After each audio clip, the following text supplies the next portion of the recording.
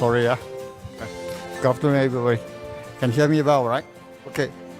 Today I'm going to talk about two medicinal products of Atomy, right? Before I start with that, I think I'm going to let everybody have a understanding of the context of classification of product.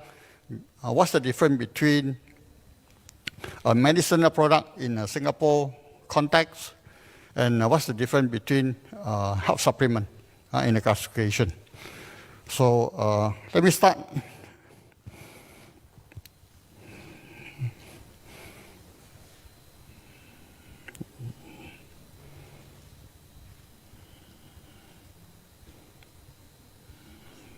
Okay, right.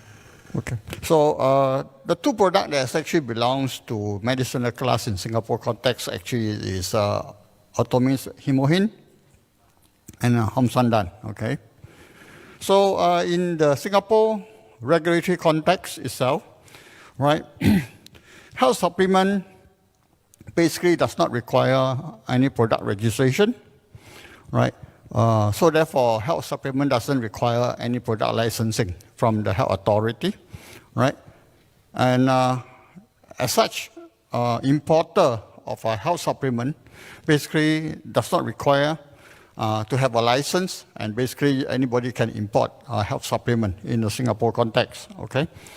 So with this itself, basically, you can understand that the health supplement basically the requirements in terms of the safety or product that are coming into Singapore, basically there's very lax in control, and henceforth there's no such thing as actually safety or what I call safety testing on the batch that are coming in, all right? For the other class of complementary health product itself, Singapore actually have a class that's higher level than the health supplement, which is actually classified as a Chinese proprietary medicine. In short, it's CPM. For a product to be classified under the CPM, basically the product is deemed to have some medicinal purposes. So you can actually claim some medicinal function. Basically, that's the definition of it. The product that fall under the CPM basically will require actually registration in the Singapore HSA context. And therefore, the product, CPM product will have a product license. That means there's a license number proof. And the submission of the process itself basically go through the whole process of actually dossier and medicinal documentation submission, all right? Importer of the CPM product itself will thus require actually to be licensed. That means that it is required to have an importer license as a wholesale license in order for the product to be imported into Singapore as a CPM product for sales itself. And each batch of the CPM product that's coming into Singapore is mandatory required to undergo safety tests for heavy metal contaminants and microbial. So which means that every product which is under the CPM context in Singapore context itself, every batch will have to pass safety tests before they are allowed to sell in Singapore. All right? So that set the pace of what we're going to talk about, the two products that is in currently in Atomy profile.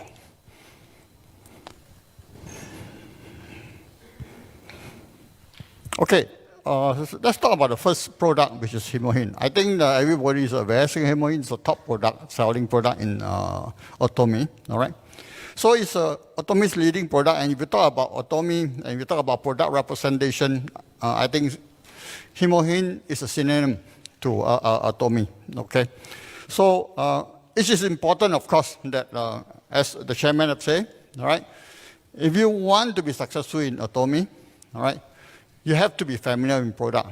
I can tell you that. If you are not familiar with HemoHIM, your chances of success is not going to be high, right? So HemoHIM is the top selling product, and you should master it.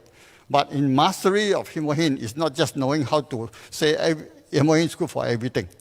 HemoHIM is a medicine, so I'm going to tell you exactly who are the people that is suitable to take HemoHIM and benefit from HemoHIM, who are the people that should be very careful about taking HemoHIM, right? And what other conditions when you take HemoHIM you should be more careful about, right? So recently we have an issue with HemoHIM from Hong Kong Health Department. I think everybody is well aware of the episodes that's going on. And HemoHIM have just actually recently been reinstated in Singapore for selling. So I will give you some background about the scientific basis of why HemoHIM is actually currently released and re-allowed for selling in Singapore. Okay, HemoHIM is a medicine, as I mentioned. So if you look at it itself, you can see that in any CPM product, a medicinal product in Singapore, the labeling is particularly, you can actually check. First, the importer must be clearly specified. Not only the manufacturer, but also the importer is there. So my company basically is an importer representing Atomy HemoHIM product. As an importer, we hold the license and basically we are the licensee itself. So in any case, just to mention the responsibility of importer is that if anything wrong with HemoHIM, government will come to my company, not Atomy yet. My company will be the first one responsible for the HemoHIM product. We can see from there. Now, other than that itself, actually, in every CPM product, there is a label indicated in there. And you can see at the bottom, the gray area, the box itself, that is actually a mandatory label that is indicating the product is a CPM product itself. So down, I think you can see, down there, the gray area, the bottom one, allowed for use as a science proprietary medicine. So this gives you a very good indication that if you go to the market, right, if you find that any product is considered as a medicinal product, you should find that label, right, in the product label itself, okay? Now, as I mentioned, every batch of HemoHIM, when imported into Singapore, it will be subjected to safety regulatory testing, right? And every batch has to pass the testing before it's allowed for sales, right? So this is the assurance of the safety of the product in Singapore for the CPM product. Okay, now, a short story about HemoHIM. I think everybody knows the background. HemoHIM basically is developed primarily for people who are working in the nuclear power plant, right? And actually it's used as a supplementation that's for them to actually protect them from the nuclear radiation as a result of the working environment. So in short, basically, actually, it is actually anti-radiation product. It's a product that developed based on the premises that actually it will help people who are in there subject to intense radiation risk environment, and is used as a supplementation to protect them from the radiation, all right? HemoHIM in short stands for HEMO, which is actually hemoglobin, right? HIM, the big capital of H stands for hemoporosis, I stands for immune, and M stands for modulation. So if, in short, actually HemoHIM is a representation of the function of the product, which means that actually it's a blood formation and immune regulation product. So this is very clearly defined as a short form of HemoHIM, right? So if you understand where HemoHIM comes from, you should understand the function of HemoHIM very clearly, because it is basically a blood formation and immune regulatory compound, all right? Okay, look at the ingredient composition. I would not have to go into the technical part of it, but basically I think the famous 3 ingredients that's in the HemoHIM side are basically the agaricus, which is actually tang gui, all right? Selenium officinae, which is actually the chuan-xiong, and then also actually the Peonia japonica, which is actually bai sao. These 3 are the classic herbal ingredient from the TCM, right? If you look at the traditional Chinese medicine pharmacopoeia in there, you'll find that these 3 are the classic herbal compound. They are the compound that's well in use for centuries, If you look at it itself, I'm going to draw a parallel for everybody. HemoHIM actually is very similar in its constituent with a very famous TCM formulation, which is called 四物汤, 四物汤, 四味 soap, okay? Now, if you look at it itself in the TCM Suwu soap itself, it is actually a very classic hematorosis tonic, okay?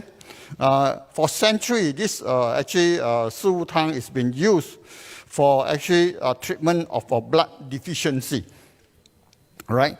And actually, if you look at the composition of HemoHIM, which is actually the Tang Gui, Bai Sao, Chuan Xiong, the three products in there on the red side, you can see. If you compare with the Suwu soap itself, actually they have exactly the same ingredient, except the Suwu soap have additional one ingredient, which is actually the salty, additional one. That's the only difference in there. All right. Now for Suwu soap itself, modern TCM context itself is been used to treat condition that is like anemia, all right, low blood count, as well as menstrual irregularity. So if you look at the similarity between the two formulations, you can also basically draw a parallel in terms of HemoHIM's application. So HemoHIM's pharmacological property and application can be very similar to Suwu Tang. Right, so it actually can be used and particularly relevant for people who are suffering from anemia, all right, or low blood count, and particularly suitable for women who are having menstrual irregularity. So these are the typical application of HemoHIM as well. Okay, just look at HemoHIM from the modern pharmacological context itself. Right, I derived the HemoHIM's pharmacology from the actually 18 published paper from NCBI. Right, NCBI is one of the most top renowned medicinal database in the world. All right, and from there, from this 18 published paper, I summarized the pharmacological function of HemoHIM for your understanding. Basically, HemoHIM is an antioxidant, right? It have anti-fatigue function. It's actually able to generate blood. You have immune modulation function. You have anti-inflammation function. You have anti-radiation function, and actually it's also anti-diabetic. So these are the summarized pharmacological function from the 18 published paper that's in NCBI. Okay, so let's go straight into the benefits of HemoHIM then, right? What are HemoHIM suitable for what types of people and what are benefits? First, HemoHIM will help improve the blood count. And therefore, through that itself, that means that if you have a blood count, then if you improve your blood count, generally people who have low blood count will have symptoms of anemia and anti-fatigue, because basically the blood itself comprises of red blood cell, white blood cell, and plasma, and all other compound cells. But as far as concerned itself, the red blood cell very often related to actually anemic conditions itself. All right. So the white blood cell, increasing the white blood cell, basically it helps to boost the immunity, because you know the white blood cell related to our immunity, and therefore, hence, it can actually use to defense against infection. Okay, infection. And of course, both the white blood cell and red blood cells, actually the raise of red blood cell and white blood cell itself also helps to actually alleviate the side effects due to the radiation, which basically destroy the red and white blood cell as well. Okay. What HemoHIM then can do? That means basically what HemoHIM is suitable. HemoHIM actually can be used as a complementary therapeutic for low immunity. All right. It helps to strengthen your body's immunity, so hence prevent you from getting infection. All right. And it benefits for a person who are suffering from immunity deficiency diseases like cancer, AIDS patient, and singles. Okay, these are inherent immune deficiency diseases itself. So you will benefit people who are suffering from low immunity, that you actually strengthen the immunity. Okay, HemoHIM also is useful and it can be as a complementary therapeutic for low blood count, right? So it benefits to relieve people who are having symptoms of anemia, all right? Basically, this is particularly talking about the low blood count of red blood cell, okay? But remember, the anemia is a general term for low red blood cell. But there are certain generic red blood anemic condition that is not not considered to be actually the general anemia due to red blood cell, like thalassemia and sickle cell anemia. So HemoHIM is suitable for these types of people, but effectiveness of it itself basically is unknown. It's unknown because these types of anemia basically are generic and due to the defects of the red blood cell itself. So even if you increase the red blood cell in the body, the defects of the red blood cell doesn't change anyway. So therefore, doesn't necessarily give you the right benefits itself. Now, one condition that you all must be aware, right? Because HemoHIM basically is a blood-generating compound, right? So it is not advisable. In fact, it's contraindicated for people having bleeding disorder, right? Person who are having bleeding disorder should not take HemoHIM because it will make his condition get worse. Okay?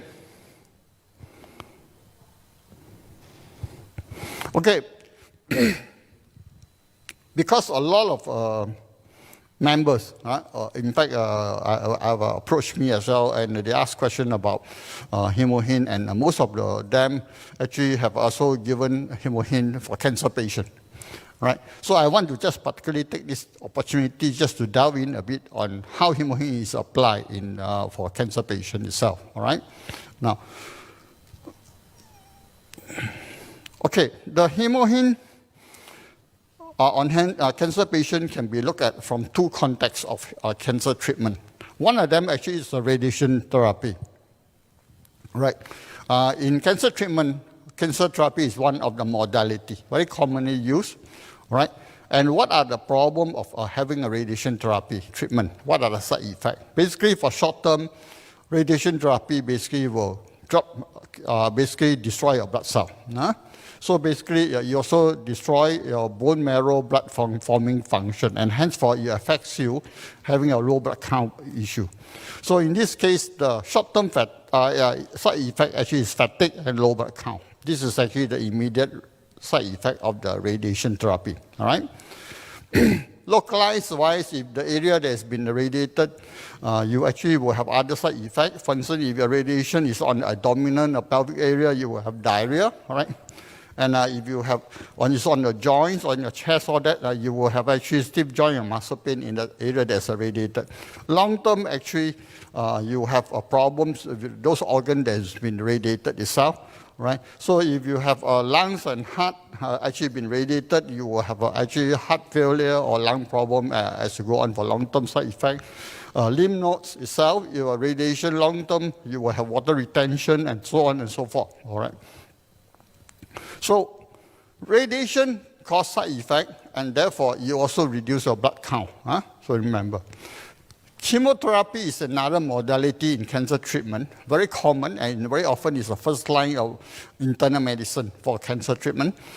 What chemotherapy do is basically act on the mechanism of our fast-growing blood cell. Right?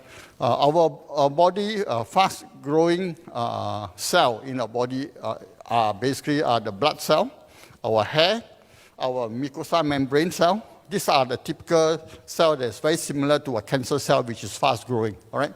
So chemotherapy basically acts on that mechanism and actually try to cut those cells that's fast-growing one down. That means they kill those cells, right? As a result, the chemotherapy drugs also will cause damages to the normal fast-growing cell. And hence, for having a low blood count is the effect of the chemo drugs mechanism by default, right? So very often you'll find that a lot of chemotherapy patients will suffer a low blood count problem, right? What do you mean by low blood count? Basically, in the blood, we have actually the red blood cell, the white blood cell, as well as the plasma. What do you call platelet? Platelet, we call it platelet, okay? So if you have a low red blood cell, you will suffer from anemia. Right? You have a low white blood cell, you suffer low immunity. Right? If you have low platelet itself, you will suffer from the risk of internal bleeding, uncontrolled bleeding, okay? So these are the consequences of actually low blood count and the risk. Okay, HemoHIM in cancer treatment. HemoHIM actually is very effective as an adjuvant therapy for cancer treatment because it actually can elevate the cancer side effect. Surgery, cancer surgery, resulting in loss of blood, so obviously HemoHIM can actually help it to recuperate faster. Similarly, chemotherapy and radiation therapy also cause a reduction in the blood count. And hence, HemoHIM can help to normalize your blood count. So remember, the HemoHIM is not treating the cancer. HemoHIM is, in this instance, used as an effective adjuvant for what? For alleviating the side effect result from the cancer treatment. Okay? So there's a very clear distinction in terms of treatment as well as supporting and alleviating the side effect. So if you look at it from HemoHIM application, right? HemoHIM actually basically as a medicine, you can also use it as a supplementation. For supplementation application, basically you use it as a maintenance over a long period of time, right? Generally, if you feel that for antiphatic, if your immune is low, you want it for immunity support, then you should take 1 to 2 sachets a day. That should be suffice as a normal consumption for the application. But if you want to use it as a medicine, then you can increase the dosage. But remember, only if you have those symptoms that's relevant for the medicinal treatment. So in this case, if you have suffering from anemia, all right, which means a low red blood cell count, or you are suffering from low immunity diseases, all right, low white blood cell count, or you actually are from critical illness, you are suffering from the surgery, for instance, for recovery, then you can use HemoHIM as a medicine and increase the dosage to up to 3 sachets a day, right? In some instances, you might want to say that, okay, I can go up to 4, all right? But generally, remember the principle behind medicine use, right? Medicine use is targeted towards a condition. If the symptom is relieved, then the medicine should stop, right? It's the same, right? For you, if you take a Panadol, it's for a fever, right? When the fever subsides, you stop Panadol, right? Same thing, same principle apply. If you take HemoHIM at higher than the normal recommended dosage, right?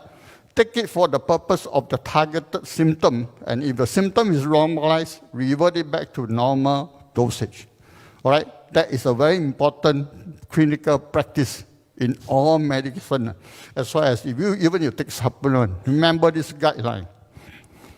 Who should seek professional advice before taking HemoHIM? As I say, bleeding disorder, you should not take, all right? Pregnant ladies, nursing mother should not take HemoHIM. For that matter, any medication that you take for pregnant ladies because of the sensitivity of the fetus involved.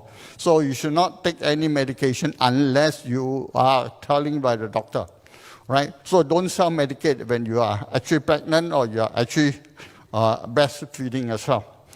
Now, children under the age of 6, there's no need to take HemoHIM, right? There's no need for you to take HemoHIM, and for that matter, it doesn't really need to take any of the supplement unless there's indicated, right, for that. So remember, these are the group of people should be avoiding taking HemoHIM. Okay?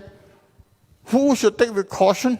People with hypertension, especially if your hypertension is uncontrolled. That means that even you take medication, the hypertension is still out of the range. Right? Those are what we call uncontrolled hypertension. But the reason is very simple. Right? HemoHIM generates blood. Right? So increase your blood volume. If you are having hypertension, your blood volume go up further, you make the situation worse. Right? So if you have hypertension, and if the hypertension is under control, if you want to take HemoHIM for certain purposes, for instance, you might want to take it for immunity purposes, right? I suggest that you take with a small dosage. Start with small dosage and see how your body responds before you ramp up, okay? So remember, there are cases whereby the people with hypertension take it and then the blood pressure shoot up as well, okay? So people with poor kidney function, people with poor liver function should also taking HemoHIM with caution, right? And there's no need for you to take HemoHIM if you do not need to take it for your immunity or your low blood count purposes, right? Now, remember, a lot of people ask me, can I take HemoHIM when I have a liver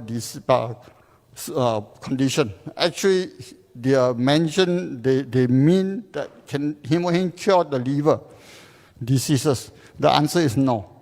HemoHIM is not indicated to cure any liver diseases, right? HemoHIM is not indicated to cure any kidney diseases. So you do not take HemoHIM to cure this condition.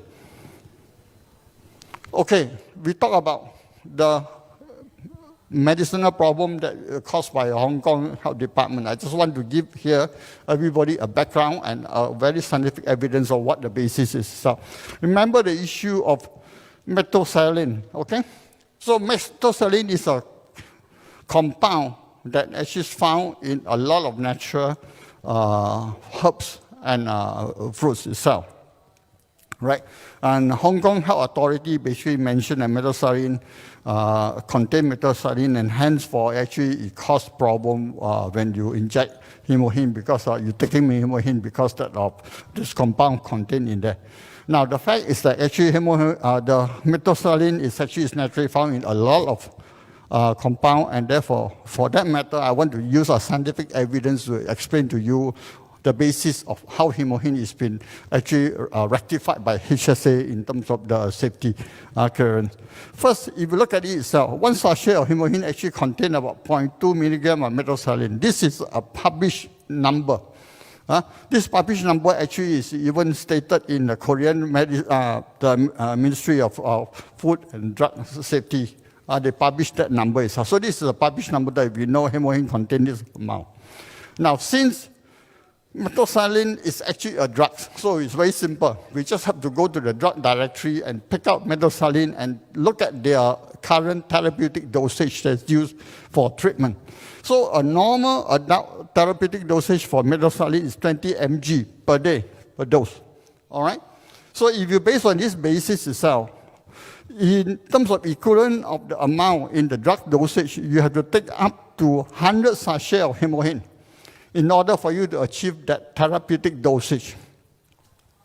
So henceforth, it is not possible and not practical for anyone to have a problem caused by methicillin in toxicity problem, right? Because first, unlikely that you're going to take 100. Even if it's 100 sachet, this is only the dosage of therapeutic dosage. This is not a toxic dosage level. So therefore, this is clear. The message and the data are very clear. So don't listen to any nonsense. All right? As far as concerned, from acute toxicity, this issue is already settled. It's already settled. Okay? Okay, now, the second product actually on CPM list is actually the Hongsamdan. Hongsamdan actually is ginseng, everybody know, and it's a Korean red ginseng. And the special differentiation is that it is actually very pure extract of ginseng. The extraction process are very patented and actually is very unique to Atomy itself. Now, I don't have to tell you about what ginseng can do, but I'm going to tell you that, right? In this case, as far as concerned, the listed activity of a ginseng benefits are all there. Antioxidant, anti-inflammation, antimicrobial, these are the benefits of ginseng. Now, the application is very wide-ranging, right? And even you have actually some what they call anti-cancer activities so far in the ginseng itself. Okay? Now, in application, what is Hongsamdan used? Hongsamdan actually used to improve mental and physical performance, right? It's anti-fatigue, right? It's used for central nervous system problem like cerebral insufficiency, impaired memory, right? Dementia, Alzheimer. It's useful for that application. It also used for actually regulating a metabolic syndrome, which is including type 2 diabetics. These are all proven clinical application of ginseng, okay? All right? And for respiratory infection, it's helpful. And it also used for erectile dysfunction, which is quite famous in terms of ginseng's use in terms of that, right? So I think this is well known. Huh? So these are all current application of ginseng itself. All right? But ginseng, taking ginseng, have its own precaution. So these are the precautions that I want everybody to know. Ginseng is very powerful, very effective in wide-ranging activities. But then ginseng also have a lot of interaction with drugs, right? So I don't want to bore everybody with that, but I will hope that everybody, when you take ginseng, do check against the list of medication if you are taking. So ginseng, the only area that you need to be concerned that you have a lot of interaction with the medication, okay? All right, so same thing as a general rule for everybody, all right? In taking health supplement or taking a medicine, do not take the medication for the treatment of disorder other than indicated. First rule of thumb, general.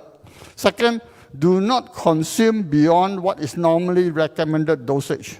Third, avoid taking between 1 hour with any other medication if you are not sure of the interaction of the drugs itself. And if you are taking herbs medication, herbs can cause allergic reaction, right? So therefore, in case that you have allergic reaction, right, it's not due to the product, whether good or not, but because of body reacting to the sensitivity of the herbs itself, you stop taking. Don't force yourself to take.